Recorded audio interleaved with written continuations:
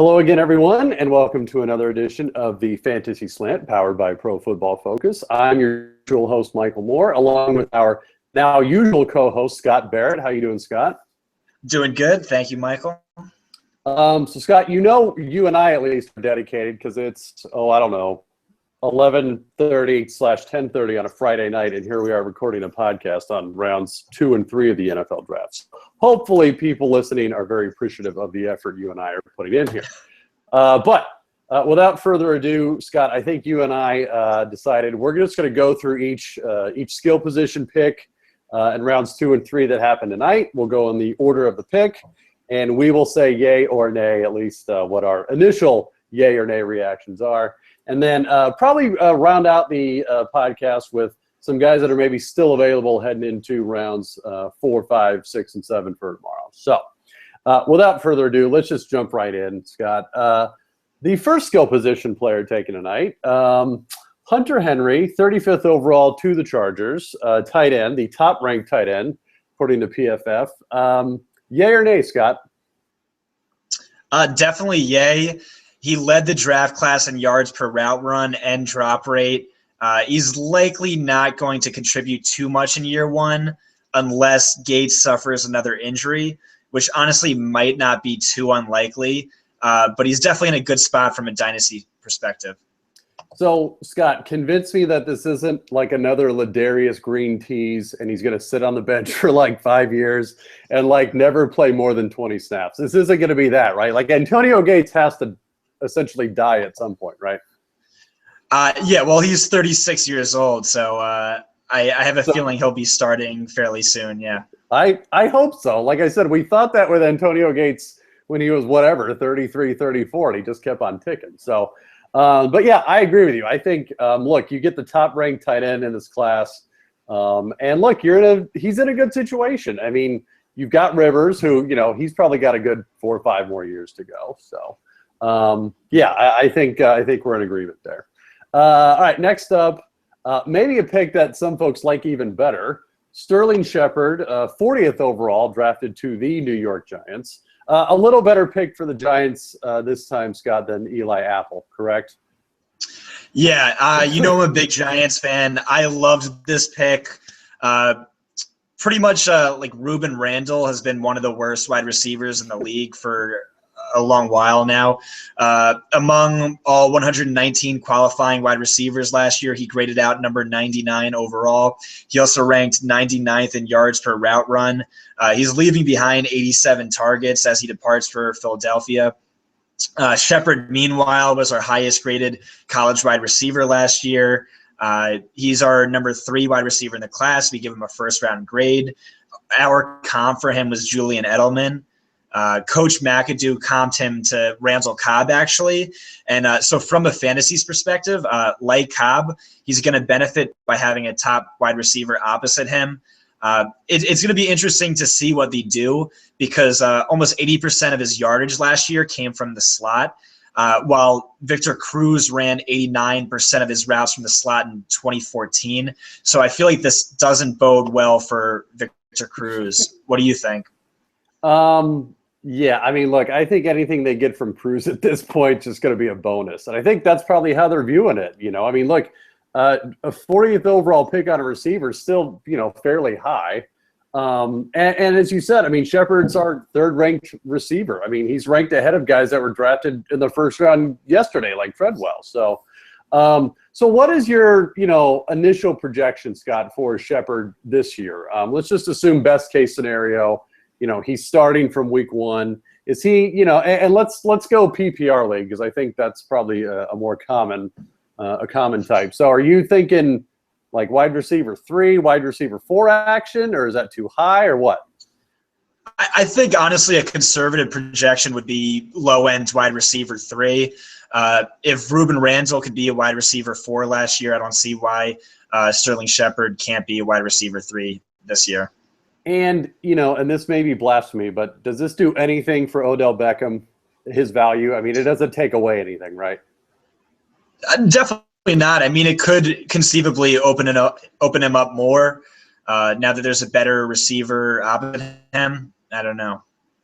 Yeah, I've finally come around on Odell Beckham. You just don't question it; you just roll with it. So, all right. So next up with the 45th overall pick, and this will be a fun one. Derrick Henry, drafted by the Tennessee Titans, the second running back taken off the board after Ezekiel Elliott yesterday. Probably one of the more questionable picks, right, Scott? Yeah, I have very little on this one. From our perspective, it kind of looks like a reach. We had him as our 6th running back off the board with a 4th round grade. But then you also just trade for DeMarco Murray in his massive contract. So I don't really know why this move or how this move makes sense. From a fantasy perspective, I'm not sure what to make of it either, to be honest. Henry had only 17 receptions throughout his 3 seasons in college. So it seems like Murray's target total should be safe. But then again, Henry had 28 touchdowns just last year. So maybe he could spell Murray for goal line carries. From a dynasty perspective, Murray's a $12 million cap hit this year and $6 million next year. It looks like Henry is going to be in committee for at least the next 2 years.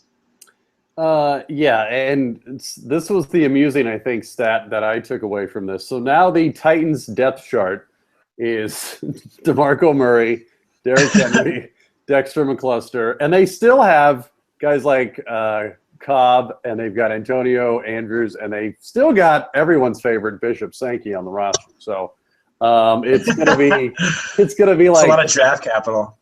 That really is. And like you said, they trade for Murray, and then you go out and spend a 2nd rounder on a running back. Like I don't know. I mean, look, I thought they did well yesterday, getting Conklin. Obviously, they also picked up a lot of picks, so maybe this was sort of a pick of luxury, if you will. But yeah, it's just very curious, I think. And yeah, it's definitely one of those that no one, I think, knows how to project, at least at this point. I do want to mention Henry did have close to 400 attempts last year, so maybe that's a concern with him, the kind of wear and tear. Maybe you don't really expect him to be a huge contributor year 1, but maybe year 2 he kind of takes a bigger role. I don't know. Well, that would be ironic because he just traded for DeMarco Murray, who set the record for wear and tear just 2 years ago. But yeah, it's a very interesting pick. But that will be definitely one to watch. So. All right, 2 picks later, 47th overall, you had the good Mike Thomas, if you will, taken by the New Orleans Saints. I don't know. This could go either way, Scott. What's your feeling on it? Yeah, this is another confusing one because the Saints right now have Cook, Snead, Coleman, and Fleener as their top receivers. Who does this hurt the most? I'm really not too sure. I think Cooks is safe because he was a 1st-round draft pick 2 years ago. Snead honestly was really good last year, and no one wants to admit it. He had more yards per target and a higher receiving grade and a higher wide receiver rating than Cooks last year, but he's a 2nd-year undrafted free agent. But then again, so is Brandon Coleman. However, at the Combine, Saints GM Mickey Loomis said that Brandon Coleman was, quote, in many ways the heir apparent to Marcus Colston. If that's true, I think he's safe in the slot where Colston played the majority of his routes. 68% of his routes were in the slot last year. And kind of height-wise, they kind of match up closely. Colston was 6'4", and Coleman, I believe, is 6'6". Although Cooks and Snead did play about 30% of their routes from the slot, it's looking like this might hurt Snead more than anyone.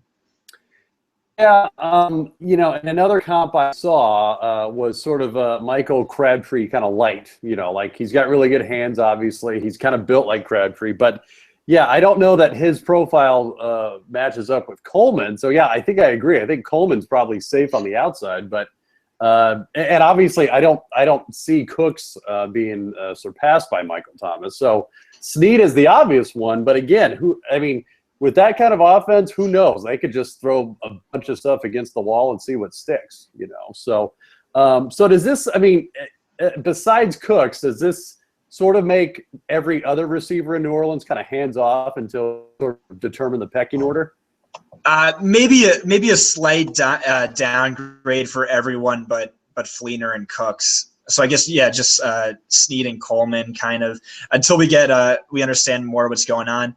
I like Thomas. He was our number 4 wide receiver in the class. We give him a first-round grade. Great route runner. Although there wasn't that much production last year statistically. But yeah, it kind of remains to be seen what's going to happen with that offense. But look, at the very least, he's in a potentially very good situation with Breeze and with Peyton and all that. So I think there's hope there. All right, 55th overall, another receiver, another very divisive, I would say, prospect, Tyler Boyd, drafted by Cincinnati. They lost Mohamed Sanu. I'm not saying that's any big deal there in Cincinnati, but and I think they lost. Did they lose Marvin Jones too? I think they did. That's right. So there's obviously an opening there at receiver for Cincinnati. Is Tyler Boyd the answer for that, Scott, or is this sort of a going in a different direction type of pick? So I think Tyler Boyd slides his way in as the number 3 wide receiver on the team. I think he takes over slot duties that Sanu vacated. Because they signed Brandon LaFell during the offseason, and Boyd ran 38% of his routes from the slot last year. And Bengals wide receiver coach James Urban has been referring to him as like Sanu-esque since the draft pick. But yeah, after losing Marvin Jones and Mohamed Sanu in free agency, their passing game vacated 141 targets. So definitely there seems to be a sizable opportunity for both LaFell and Boyd. I think right now, if I had to guess, I think LaFell would outscore Boyd in fantasy next year. Boyd was our number 14 wide receiver in the class. We gave him a 4th-round grade. It was a need for them, but I think there were better wide receivers still on the board. Seemingly, and we'll talk about one of those a little later. But I don't know if being described as Sanu-esque is like something to aspire to, right? Like if that's what you're targeting, like I'm hoping you can do better than that. But any fantasy relevance for Boyd this year, Scott? I mean, I think I agree. He's probably the 3rd receiver there, and then you still got Tyler Eifert there at tight end for in the pecking order. So. Anything there for redraft and or dynasty with Boyd? I don't see it except for in really deep leagues. I'm definitely way more Mike Shepard. Yeah. And I think it may be one of those cases where he turns out to maybe be a very good actual player, just not a very good fantasy player. But all right. So we will jump pretty far ahead. Not many skill position players taken until the 73rd overall pick. The Miami Dolphins took running back Kenyon Drake. At long last, Scott, we finally know who the Dolphins are going to pick to replace Jay Ajayi. At least that's what everyone else is saying. So is Drake that guy, or is this another hey, let's just throw stuff against the wall and see what sticks? I'm sorry, Michael. Do you not consider kickers skill position players? Oh, whoa. I apologize. I completely overlooked. No, take it away, Scott. I mean, we did have a trade for a kicker, which is a pretty rare occurrence. So please enlighten me. Yeah, I have nothing. I was just giving you a hard time. It was curious. Late 2nd round is pretty – in a trade. Like a trade, no less. It wasn't just like, hey, we're spending a 2nd rounder. You spent a 2nd rounder and something else to get that guy. So, I don't know. He better be awesome. He better be nailing 50 yarders like it's nothing. But that's okay. Anyway, maybe one. Okay. Huh? Kenyon Drake. Okay. Was the 3rd running back off the board. Right. We had him as our 10th ranked running back in this class. We gave him a 6th-round grade, so it was a little bit of a reach. He returns punts. He's a good straight line runner and a really good receiver. He had the third most yards per route run among all running backs in the class last year. He's immediate competition for Jay Ajayi, and it definitely hurts Ajayi, but I'm not sure how much. I guess this means Drake is the early favorite for the third down role, but I think Ajayi is going to be the lead back going in. Either way, it's an attractive situation with Adam Gase there. Forte was the overall number 7 fantasy running back in PPR leagues last year. C.J. Anderson was the RB11. Before that, it was Noshawn Moreno as the RB4 in 2013. So there's definitely a sizable opportunity there. Is it Drake? I'm not sure. I think it just kind of downgrades Ajayi more than anything. Could be fantasy relevant, but I'm not too excited about it, to be honest. Yeah, I don't think he's going to be the starter. You're talking about Drake, right? Not being the starter. Yeah, it's it's another curious pick because, and as I said, we'll go through some guys that are still there for tomorrow, but you had a lot of other running backs you could have taken, I think, that people would have been more excited about, whether it was Kenneth Dixon, Paul Perkins, who we had as at least a second-round grade. But I think you could safely say this was a reach. I mean, he again, not to play up this same old argument, but he wasn't even the starter on his own team, and here you are drafting him in, a top 75 pick. And then on top of that, like you said, you've got Jay Ajayi, who, yes, Adam Gase has done wonders at running back, but he's also had some pretty good running backs to work with. Like, I have serious doubts, even if Ajayi is given like the starting role, he's going to do the same thing. But at the same time, the Dolphins don't have any other options at this point. They're 3 rounds into the draft. I mean, there's no free agents left, obviously. It's like, hey, this is what you got. This is who you are now. So, yeah, I think that would qualify as one of the more disappointing, I think, developments, I think, if you're a Dolphins fan. But you never know. I mean, look, between Ajayi and Drake, one of those could bust out and be a, running back 1 with Adam Gase and prove us all wrong. But after that, it looks like I'm looking down at my list. With the 81st overall pick, the second tight end off the board, Austin Hooper out of Stanford, goes to Atlanta. Does he immediately supplant Jacob Tamme, Scott? Please tell me yes. I don't know, but I desperately want it to be true that he does. Tamme was terrible last year. He graded out 126th out of 137 eligible tight ends. He was the 12th most targeted tight end, but was abysmal after the catch, averaging just 3.7 yards after the catch. That ranked 57th. He ran the 3rd most routes run per game, yet he was almost never relevant for fantasy purposes. PFF is kind of low on Hooper. He was our number 6 tight end with a 4th round grade, but I know a lot of other people were high on him. He was Matt Waldman's top tight end. I definitely like this for dynasty purposes. For redraft, I'm hoping, but rookie tight ends rarely contribute their rookie season. But it would be nice if he supplanted Tamme from day one. I think America is probably rooting for that. So, all right, 86 overall pick, Scott. Leonte Carroo from Rutgers goes to the Dolphins. A pick that Miami made that I think we like, right? Yeah, I love Carroo. I'm obsessed with Carroo. I went to Rutgers the same time as Carroo. He's amazing. He's fantastic. He's a market share monster. The best hands in the class. He only dropped 2 passes over the past 2 seasons. He was number 2 among all receivers in the class in yards per route run last year, even though he played hurt with ankle injuries. I don't love the landing spot, however, because he's going to be competing for targets with Landry and Parker and catching passes from Tannehill. We both kind of completely trashed yesterday.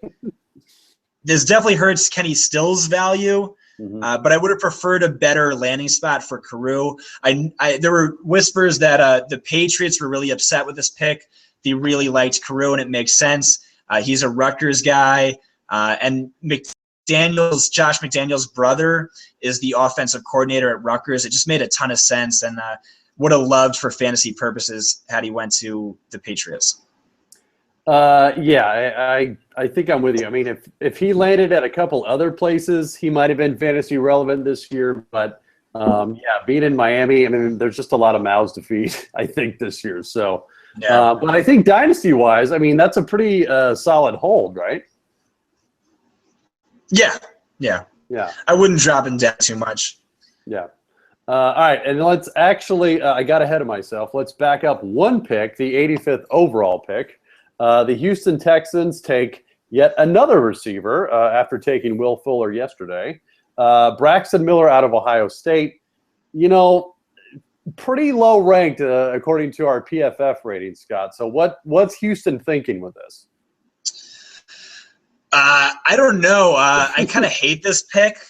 Okay. So Braxton Miller, if you're not aware, he's a wide receiver or a quarterback converted to wide receiver. He has limited experience playing the position, but he's an athletic freak. But if you wanted an athletic freak without a lot of experience playing the position, why didn't you just grab Terrell Pryor last year when he was free? Instead, Right. You're going to pay a third-round pick for it. Yesterday on the podcast, we were like, do they just hate Jalen Strong? What is this? Now it seems like they really hate Jalen Strong. Right. Cecil Short's value goes down. I guess Braxton Miller's probably going to play the slot. I mean, this is good news for Brock Osweiler. I don't think Braxton Miller is relevant year one. But in Dynasty, he's a guy you were going to buy and then hold for a while anyway, because he's kind of a project. Yeah.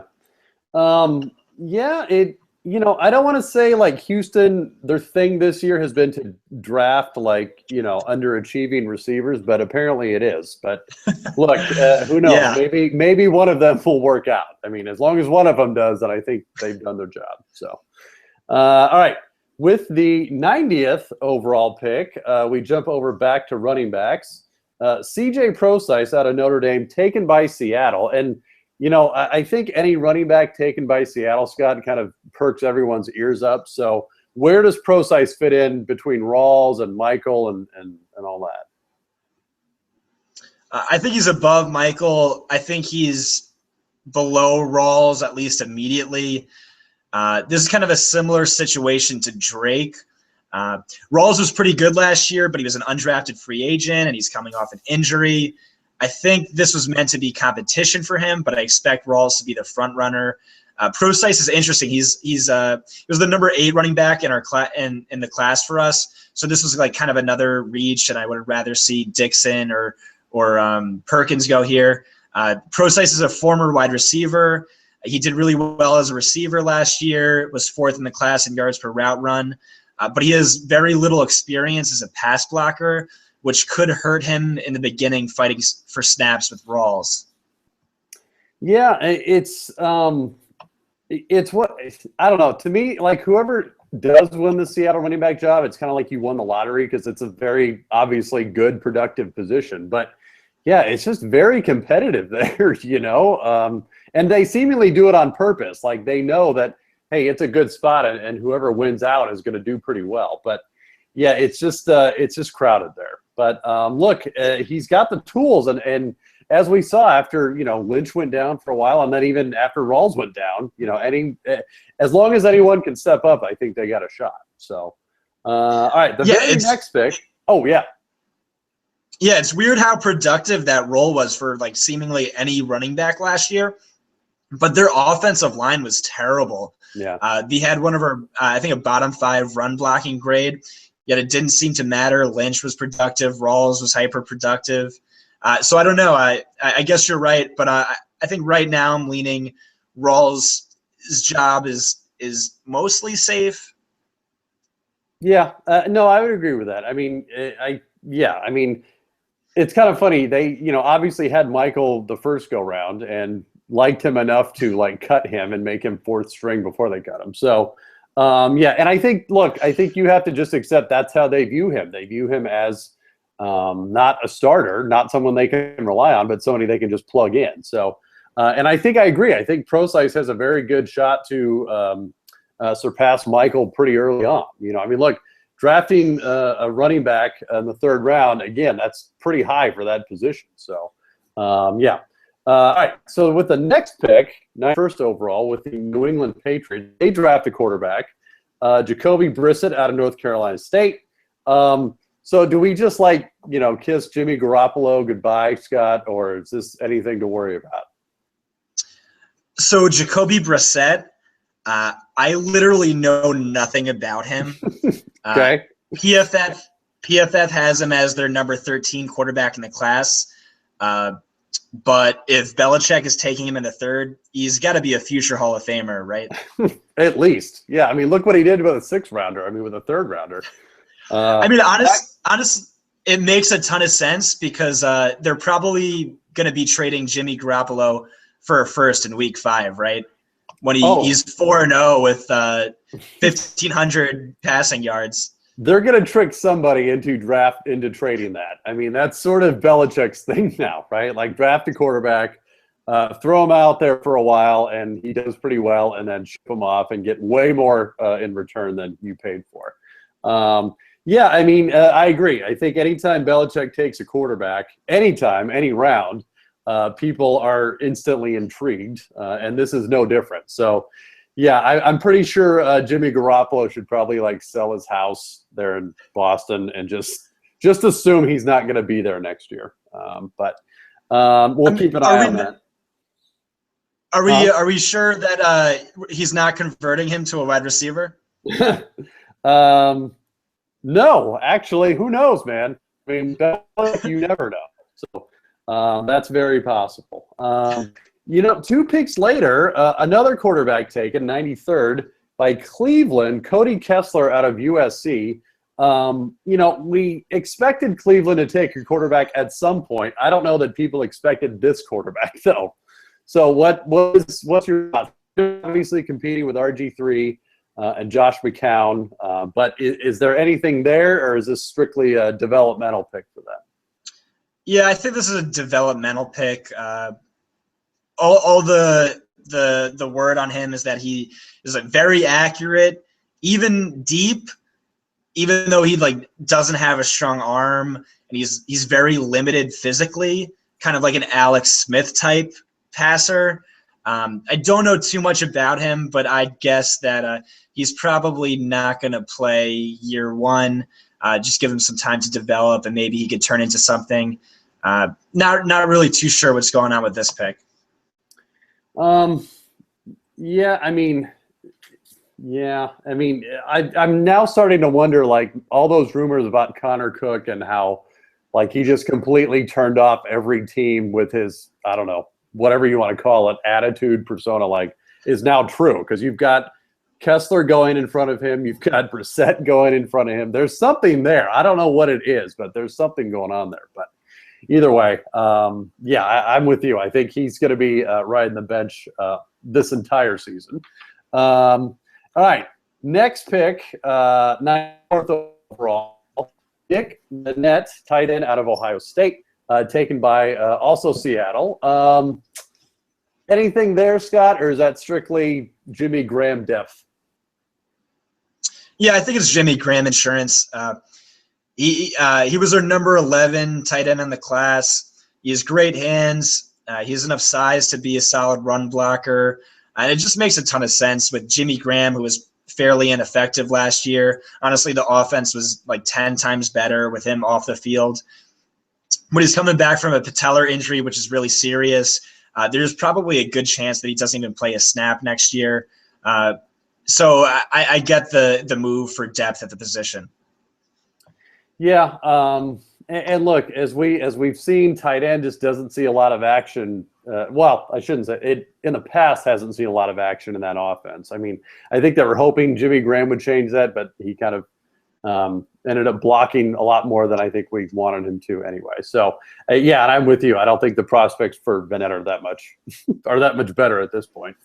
All right, and last but definitely least, and I saved this one on purpose. We had Christian Hackenburg, 51st overall to the New York Jets. I don't know, Scott. What? Like, why? Who? What? When? What? Who? What? What's happening? What's going to happen? So the Jets currently have on their roster Geno Smith, right? Starter. And Christian Hackenburg. Right? Yeah. And Bryce Petty. I don't know if – let's not forget Bryce Petty. Let's not – yeah. I don't know if Ryan Fitzpatrick's agent is currently laughing or crying because it's like, oh, these guys are terrible. Like, you should pay him so much money. But then at the same time, like, this just shows you how dumb the organization is that he's trying to work with. Like, please, like, pay it. Like, these quarterbacks are bad, I promise you. And they're just like, no, we're going to spend a second-round pick on Hackenburg. I don't know. Well, and I don't know if, like, the Jets are now purposely taking and just filling it with bad players just to, like, prove a point. You know, like, you know what, Fitzpatrick, we don't need you. You're not as good as you think you are. We're going to purposely do this. So, if anything, I'm hoping that, I mean, training camp rolls around, like, Geno's flinging them around, and Hackenburg, like, holds on to the ball too long, and Bryce Petty doesn't know what he's doing. Like, who knows? That may be the breaking point, and they just give Fitzpatrick whatever he wants. But definitely curious, and if I'm a Jets fan, I'm probably a little concerned about now. But and it's so heartbreaking for Decker and Marshall owners. They must be, like, so frightened. Right. They are beside themselves that they have one of Geno Smith and Christian Hackenburg to choose from. So, yes, Marshall and Decker owners, good luck with that. All right, Scott. So that was who was taken in rounds 2 and 3. Who are the guys that will probably be taken tomorrow that you like even more so than some of the guys taken today? Yeah, I definitely liked Kenneth Dixon. I like Perkins over all the running backs who went today, including Derrick Henry. Although I would have liked Henry to go to a better spot. We have Cook as our number 4 passer. I liked him over a lot of the guys who went today, or all the guys who went today. The other Michael Thomas from Southern Mississippi, he was not invited to the combine, but we had him as I believe our number 6 wide receiver right after Leonte Carew. I'd like to see him end up somewhere, but it's likely he'll go maybe in the last rounds. He could be an undrafted free agent. Anyone for you?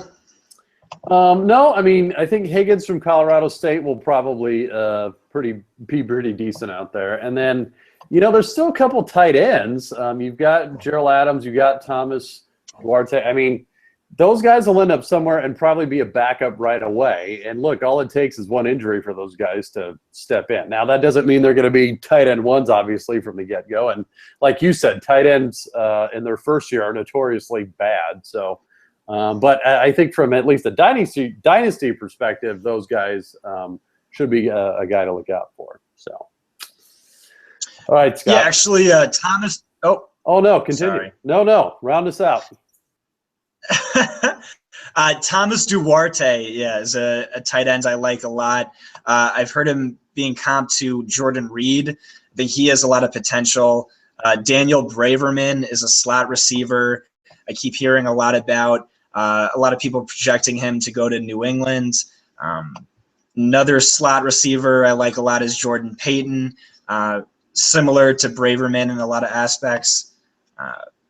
I think that's – and then I'll agree with you on Higgins, definitely, for sure. Yeah. I mean, look, there's still, I think, a lot of good value out there, and I think some teams are going to get pretty lucky getting guys that have second and third round grades in the 4th, 5th, 6th round. So, all right, Scott, that rounds us out for our coverage of rounds 1 through 3 of the NFL draft. It was exciting as always, and glad everyone could tune in.